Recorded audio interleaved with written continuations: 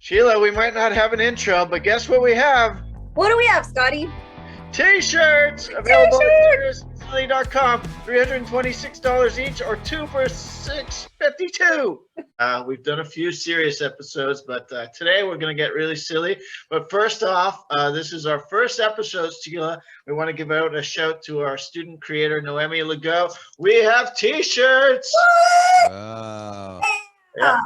Our next guest, I think, is going to help me into maybe a little bit of early retirement. He was as you can see behind him, the winner of the SiriusXM Top Comic. He is one of the funniest guys I've ever seen personally. And Sheila, he is our first guest that I've seen in his robe. If you've seen the Quebec commercials for COVID-19. He is Derek Seguin. Welcome to Serious and Silly, and you are an alumni of Champlain College, so welcome back to Champlain. How are you? Thank you. Wow, thank you very much. I'm doing good. How are you guys? We're doing fantastic. What memories do you have of going to Champlain? It's the beauty of Champlain back in my day that the memories pretty well erased themselves. Every Wednesday between noon and 2, we would erase the previous week's memories. It was beautiful. Oh my God. You guys still have that? There's still the noon to 2 on Wednesday. That's the drinking period, or the free period, the non-school period. Yeah, we have our free block between 12:30 and 2:30. So yes, we have that free period where you can just let loose, I guess. Between 12:30 and 2:30? Yeah. What, did the dean come from Newfoundland or something like that? He needed to push it by a half an hour? Like, fuck. We like to keep it nice and confusing for all of our students. That's beautiful. Yeah, the beauty of civil service is coming. To make some big changes here. This noon to 2 block, that's bullshit. We're going 12:30 to 2:30. It's going to make for a much more streamlined student life. All right. I can't believe they still have 8 o'clock classes. That's another thing. That was if you asked me before the interview actually started officially if I was part of any club. I was part of a movement to try to eliminate all 8 and 9 o'clock classes. So that didn't work. Catch on. No, it didn't work. How do you feel about that?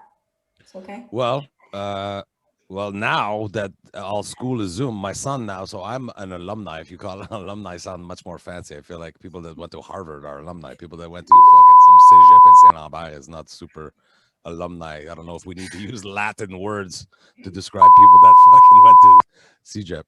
But no offense to you guys, you kids that are doing it now, way to go. You're not costing your parents too much money. Keep it up. Take 5 years in Cégep. It's perfect. Mm-hmm. Like my son is on the 5-year social program.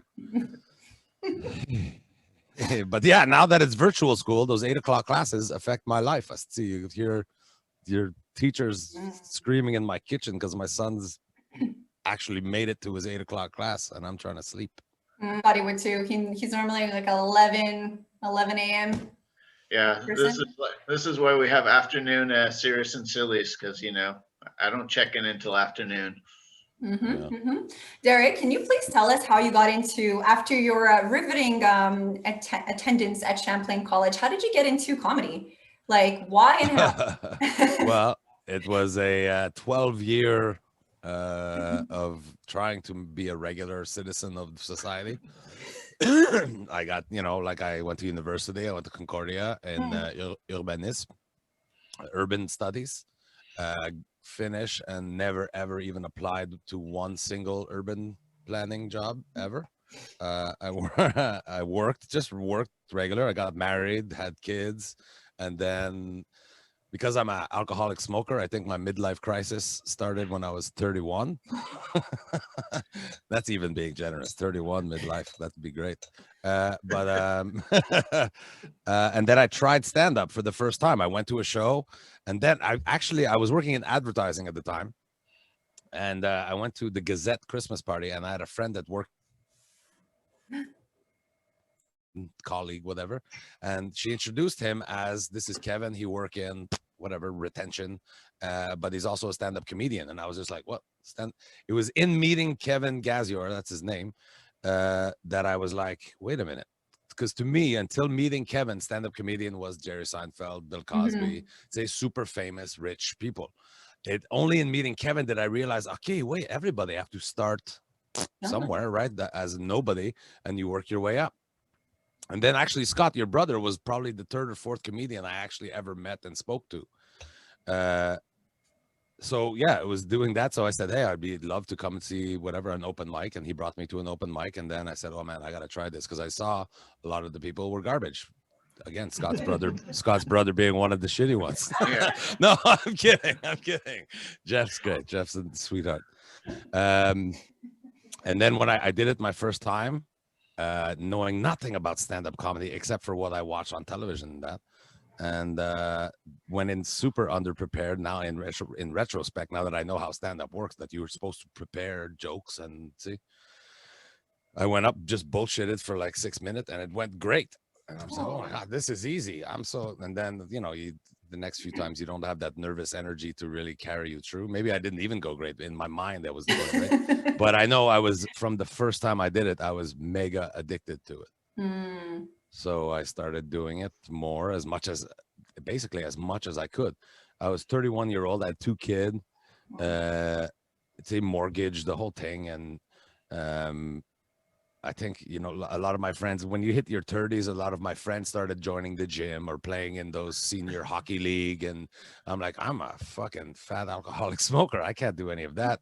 So I found a hobby where I could actually smoke and drink while doing the hobby. It was like that. It was that or bowling. I'm like, this is way better than bowling. See? Bowling's pretty cool. Well, bowling is pretty cool, but I can't see myself doing it 3-4 times a week. See? So I was just immediately addicted to it. And then people started offering me money to do it.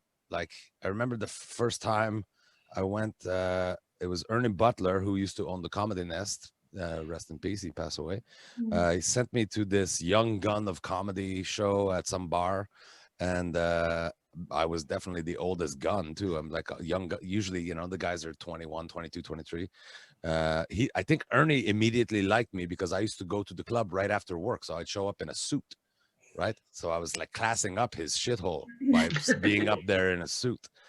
And I remember going to this bar that he sent me to, and at the end of the night, they handed me $50. And I'm like, oh my God, my bar tab's only $42. I just made $8. This is great. So yeah.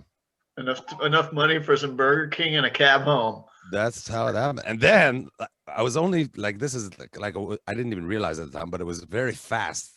After like 16 months doing stand-up, I got my first Just for Laugh festival. And again, not knowing anything about the industry or anything, to me, Just for Laugh meant you're a fucking superstar, right? So I got Just for Laugh and I went into work. I'm like, fuck you, I quit. I'm a star now.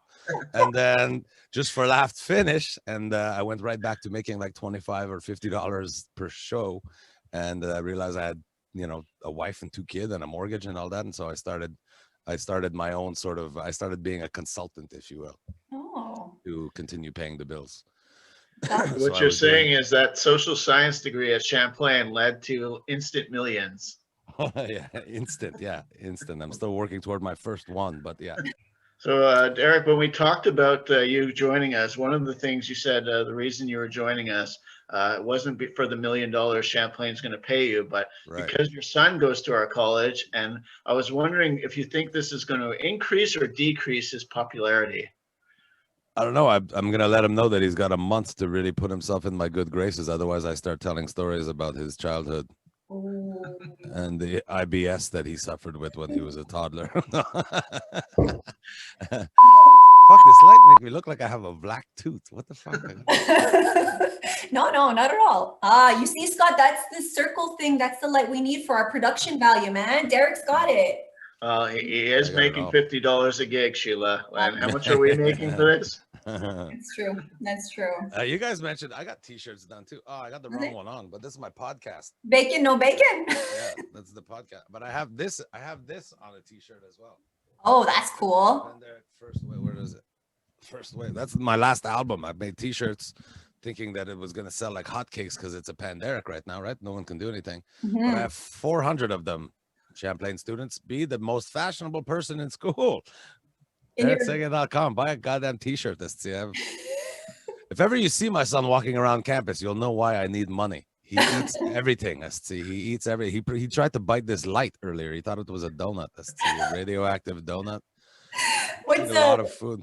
What semester is he in? Is he almost done, or did he just get in? I think he just started semester number 7. Oh, so Scott, he's pulling at you. Yeah. In his defense, I think I took 4 years to finish my 2-year program as well. I went to how many Dawson. is I this? could never get into Champlain.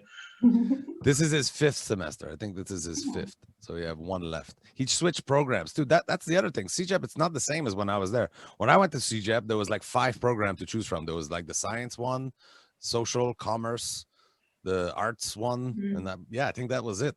Now there's 300 different program, and somehow the classes from one aren't applicable to there was a bunch of courses that he did and passed that he had to scrap because they don't apply toward a social degree or something. Oh no. Whereas when I was there, when you were in social, every single class you took counted.